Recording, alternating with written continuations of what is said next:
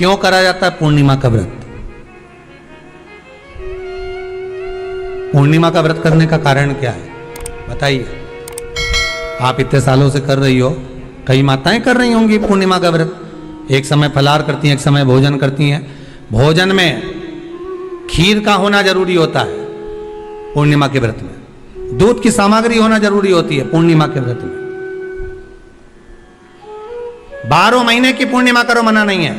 और पूर्णिमा उठाने का भी समय होता है चैत्री, चैत्र के महीने की जो पूर्णिमा होती है चैत्री पूर्णिमा पहली पूर्णिमा मानी जाती है, इसलिए चैत्री पूर्णिमा को सिद्ध पूर्णिमा कहते, कार्य सिद्धात्री पूर्णिमा कहते, सिद्ध करने वाले। मनोरथी पूर्णिमा कहते हैं, मनोरथी पूर्णिमा।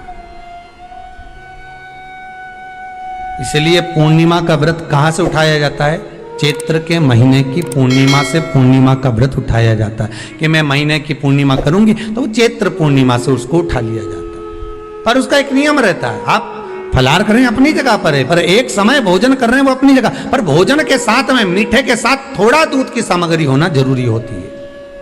और क्यों करते हैं पूर्णिमा का व्रत, किस लिए किया जाता है, क्यों करा जाता है, उसका व्याख्यान वर्णन शिव महापुराण के अंतर्गत स्कंद पुराण में लिखा गया।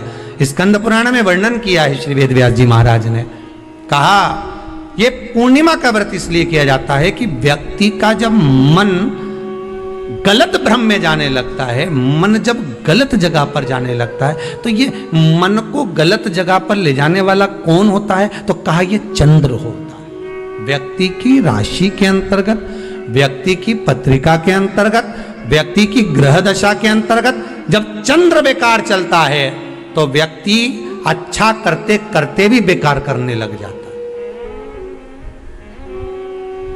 चंद्र डोल रहा है। कई माताएं कहती हैं गुरुजी हमारे बेटे को आशीर्वाद दीजिए, बहुत गलत संगत में जा रहा है, मतलब समझ जाना कि चंद्र गड़बड़ जा रहा है। बेटी अगर गलत मार्ग पर जा रही है,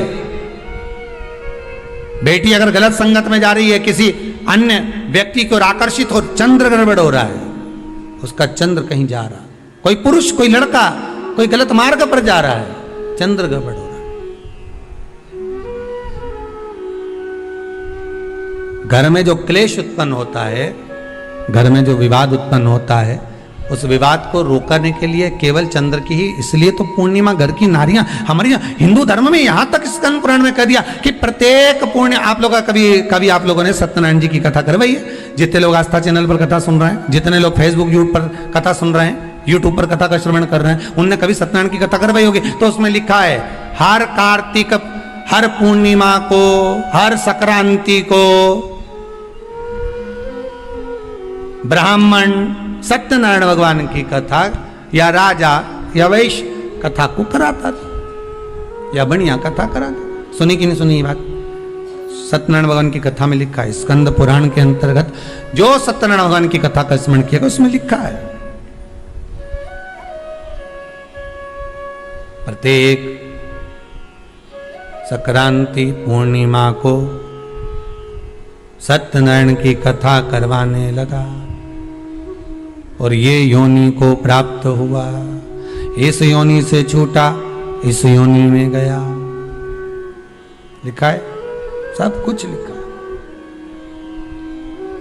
अब उत्ते से समझ जाओ कि पूर्णिमा को सत्यनारायण की कथा करने का बोला है, तो पूर्णिमा को सत्यनारायण की कथा का क्यों बोला? वैसे तो रोज कराओ सत्यनारायण जी की कथा, प्रतिदिन कराओ, मना नहीं है। आप क्या कोई विशेष फंक्शन है आप सत्यनारायण जी की कथा करवा, पर पूर्णिमा संक्रांति को और संक्रांति को पूर्णिमा को सत्यनारायण की कथा का स्मरण क्यों करवाया गया? क्योंकि पूर्णिमा के दिन अगर ये भगवान का व्रत रख लेगी, पूर्णिमा के दिन अगर ये खीर का प्रसाद बना लेगी, थोड़ा सा दूध की कोई सामग्री बना लेगी और भगवान को भोग लगा देगी, भले सत्यनारायण भगवान के भाव से बनाए, भले सत्यनारायण जी के निमित्तार्थ बना, पर अगर इसने सत्यनारायण भगवान के निमित्त से बना, पर पूर्णिमा के दिन अगर ये व्रत रखेगी, उपास रखेगी या कोई सामग्री बनाकर भगवान की पूजन कर लेगी, तो इसके घर में जो अशांति है वो शांति में बदल जाएगी। इसलिए कई घरों में आज भी सत्यनारायण भगवान की पूजन हर पूर्णिमा को करती है। माता किताब लेके बैठ जाती है, तुरंत तुरंत उन्हें ऑफिस जाना, कहीं काम पे जाना, और तुरंत तुरंत उसने तुरंत जल्दी जल्दी कलश रखा, कलश नहीं भी रखे तो भगवान की पूजन कर के